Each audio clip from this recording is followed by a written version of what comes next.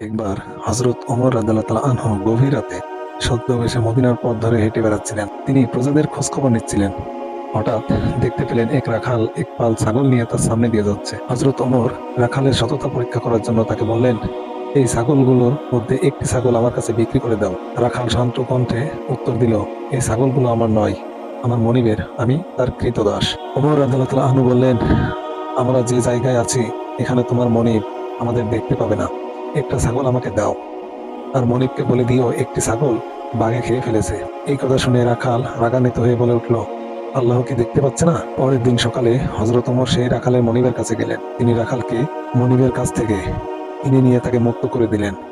এরপর তিনি রাখালকে বললেন, ওহে যুবক, গত রাতে তুমি আল্লাহর সম্পর্কে যে কথাটি বলেছিলে তা তোমার দুনিয়ার গোলামি চুকিয়ে দিল।